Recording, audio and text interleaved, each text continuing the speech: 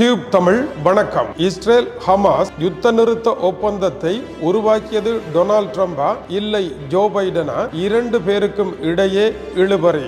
அமெரிக்காவினுடைய இப்போதைய அதிபர் ஜோ பைடன் ஒரு கால் முறிந்த வாத்து என்று டொனால்ட் ட்ரம்பினால் கேலி செய்யப்பட்டவர். இப்படிப்பட்ட ஒருவர் எப்படி யுத்த நிறுத்தம் ஒன்றை உருவாக்க முடியும்? ஆனால் டொனால்ட் ட்ரம்ப் தன்னுடைய பதவியிலே நாங்கள் யுத்த நிறுத்தம் ஒன்றை ஏற்படுத்தி இருக்கின்றோம், விரைவில் இஸ்ரேலிய பணைய கைதிகள் அனைவரும் விடுதலை ஆவார்கள் என்று தன்னுடைய வலைத்தளத்தில் எழுதியிருக்கின்றார். டொனால்ட் ட்ரம்ப் எதற்காக இப்படி எழுதியிருக்கின்றார் என்ற கேள்விக்கு ஒரே பதில், டொனால்ட் ட்ரம்ப் இப்பொழுது மத்திய கிழக்கிற்கு தன்னுடைய சிறப்பு தூதுவராக நியமித்திருக்கின்ற ஸ்டீவ் விட்கோவ் இந்த பேச்சுவார்த்தைகளுக்காக கட்டாருக்கு சென்றிருந்தார். அவர் இஸ்ரேலிய பிரதமர் பெஞ்சமின் நெட்டன்யாகுவிற்கு கடுமையான அழுத்தங்களை வழங்கியிருந்தார் அமைதி ஒப்பந்தத்திற்கு இணங்கும்படி. இந்த ஒப்பந்தத்திற்கு இணங்குவேனாக இருந்தால் இஸ்ரேலின் அதிகார கட்டலில் என்னால் இருக்க முடியாது என்ற பெஞ்சமின் நெட்டன்யாகுவினுடைய கோரிக்கையை நிராகரித்த அவர் உடனடியாக இதற்கு இணங்க வேண்டும் என்று கடுமையாக பிடிவாதம் பிடித்த காரணத்தினால் டொனால்ட் ட்ரம்பினுடைய அழுத்தம் இதற்குள் இருந்ததாக தெரிவிக்கப்படுகின்றது.